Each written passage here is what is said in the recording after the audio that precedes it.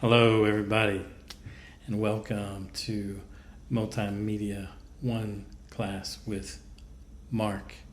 All right. So this is going to be the online lecture section of this. And we're going to watch this, and then we're going to be in person for lab. I guess that's the way it works. So here we go. First of all, if you don't feel well or have symptoms, either wear a mask or stay home. I know we're not in COVID protocol anymore, but still makes sense, doesn't it? Okay.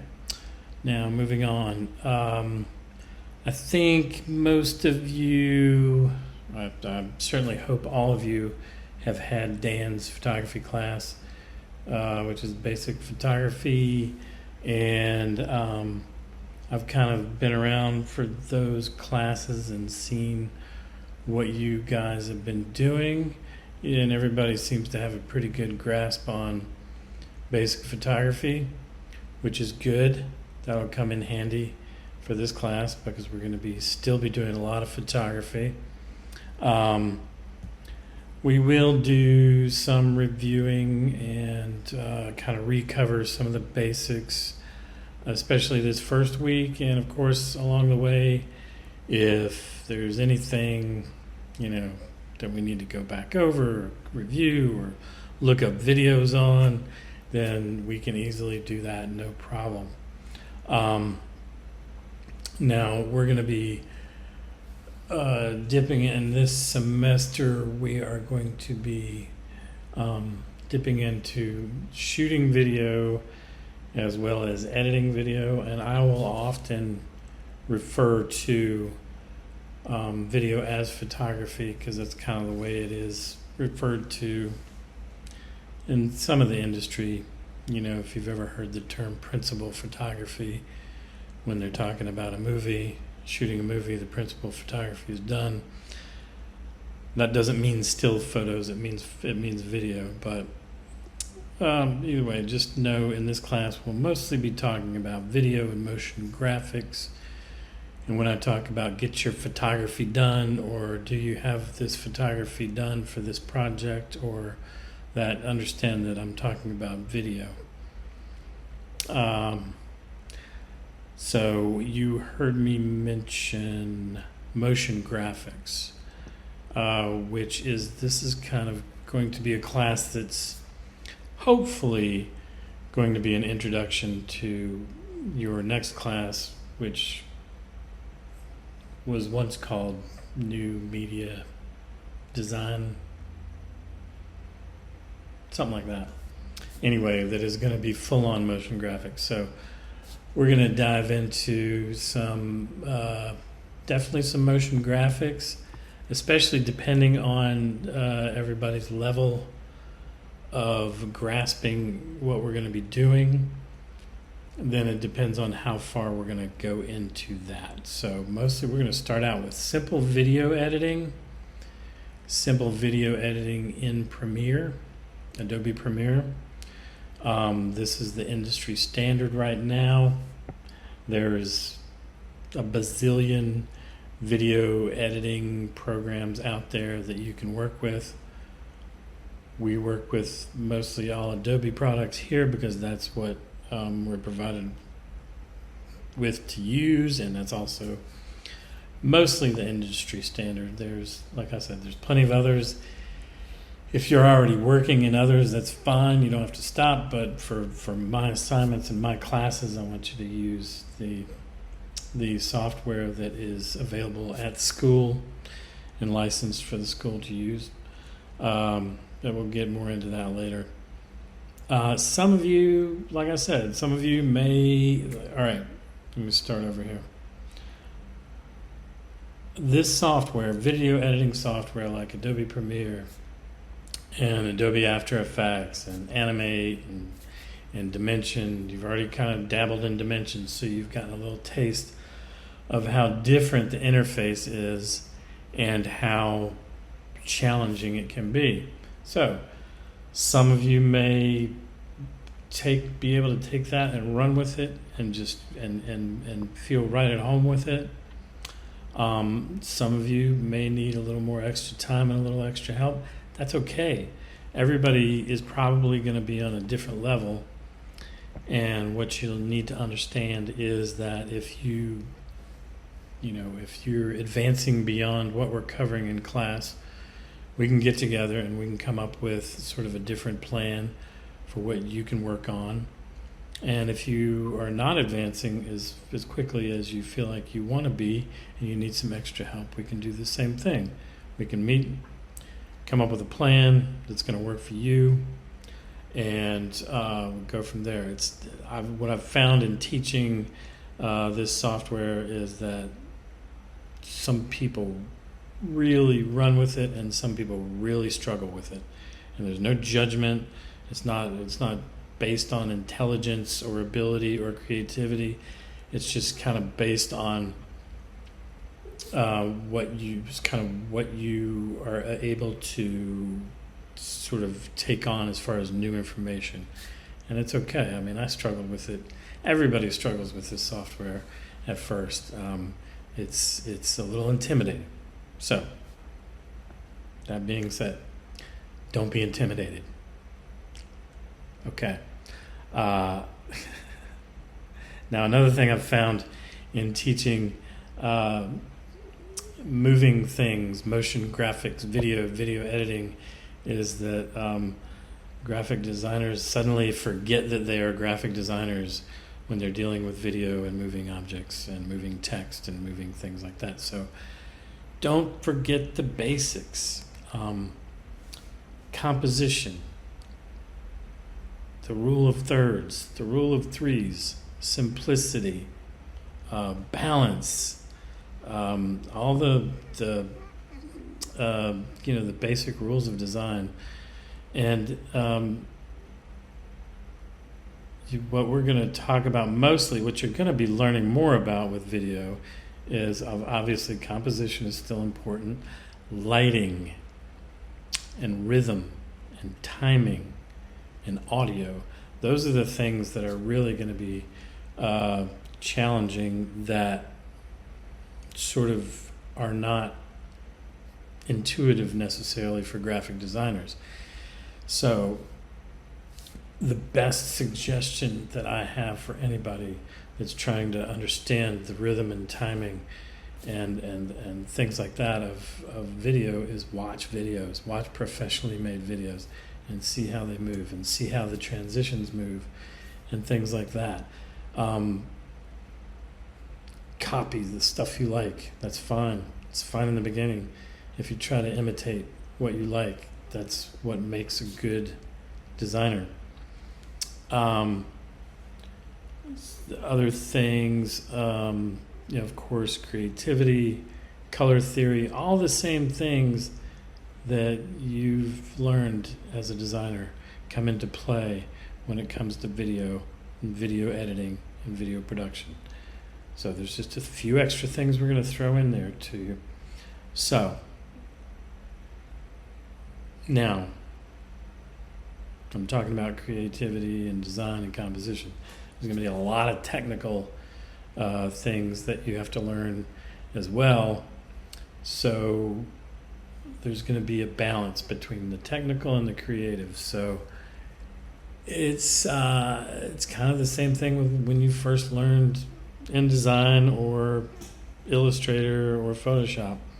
There's technical aspects to it, and then there's creative aspects to it. The beauty of digital is that it has freed up a lot of those technical issues to be more creative. You may not realize this, but the technical aspects of these projects used to be much more intensive. So now we can do it and quicker and simpler and easier, which in a way is very freeing, but also can be very challenging to remember simplicity and basic rules of design. All right, so I forgot to mention. So let's talk about, let's go back to motion graphics a little bit, and what I didn't mention before about motion graphics is, and when I first started teaching the new media classes, I did some research, with industry, with the people that are actually working in the industry, with the people that are hiring new graduates. And the number one thing is not the number, it's not the, they didn't, it's the absolute number one thing they said they were looking for with new graduates was experience with motion graphics.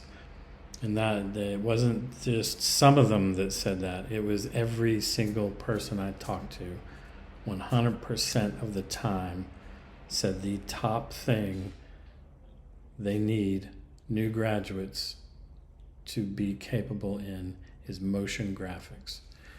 So that's why Adobe Premiere and probably Adobe After Effects are what we're going to be trying to get you to work in mostly this semester. Now, when I say industry, I'm not talking about the film or television industry. I'm just talking about basic agency, advertising, graphic design industry, social media industry. It is all, everything is video now. Everything is moving. I mean, look at anything and everything. Even you know, backgrounds on Spotify are moving now. So there's very little promotional things that involve still photos anymore. And a lot of my experience in the real world industry has come in with not big, high production value videos, or, you know, I've worked on a few of those things. And if you guys like turn your assignments in on time and do cool stuff, then I'll show you some of the really cool stuff I've worked on. But in the meantime, the reality of it is most of the videos I've worked on have been industrial videos, in-house videos, training videos, and instructional videos, which is fun. I mean, that's the bread and butter that pays the bills sometimes. It doesn't always have to be, you know, fancy, super high production movies. And some of these videos can be very challenging to work on, and some of them can be a lot of fun too. We actually came here to RCC to shoot one for Paul Brayton at the on the soundstage a couple years ago when I was with Stir, and it was a lot of fun and it was really cool looking. Now, some other stuff, you might have to just piece together footage that is given to you and add your own footage and then add text and then add audio, and it's going to be a lot of different things that you'll have to put together for different companies. I've done a lot of furniture video, a lot of manufacturing, showing how things are manufacturing, showing how sofas are put together, so showing how bed springs are put together. I've done a lot of multi-family housing videos, which is a fancy word for apartments. And they do a lot of videos sort of promoting the features of their apartment. And a lot of that actually involves still photography being compiled into a moving video or a sort of a high-end slideshow, if you will. And that's kind of going to be the basics of one of the first projects that you're going to work on in this class. And you'll get a lot of that because, we don't have video, we don't want to pay you to shoot videos, so here's a bunch of bad photos, make them look good, and put some text over it and put some music behind it, and we'll pay you. So the goal is to teach you how to do that in an efficient way so that you can make money doing it.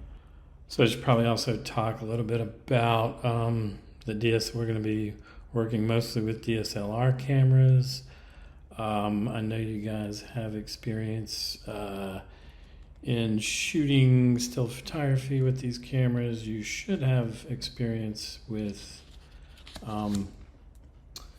using shutter speed, ISO, and the aperture settings to adjust your lighting and your photography style. So we're going to be doing a little review on that. I think in the first lab. And like I said, I've seen what you guys have done. I'm not too worried about anybody. If there are concerns, we'll cross that bridge when we get there. I'm also fairly confident that you guys understand the protocol for checking out and checking in photography equipment. Not only cameras, but tripods and lights and Osmo things and all kinds of stuff like that. So we're going to try to be really on top of that this semester, because it can get kind of crazy with the other classes also using the cameras. And I think you can keep them out for a week, I think, something like that. But we just need to be ultra aware of what other classes are working on, and be professional, take care of this equipment. It's not cheap. It's not the best equipment in the world, but it's not cheap. Don't leave it in your hot car. Don't leave it in your cold car. Assume that if you do leave it in your car, it's probably going to get stolen. And yeah, so I think we may or may not have a new checkout procedure for this stuff. By the time the semester starts, we'll see. But in the meantime, let's just sign in with an instructor. The equipment is to only be used for school projects and nothing else. And I guess that is just about it for today. I'm gonna post some other videos for you guys to watch, just as some basic reviews. All right, so you're supposed to be watching this video before class. So I'll see you in class, and we're gonna have a few quick review assignments, and then we're gonna get moving with the real action. All right, we'll see you there.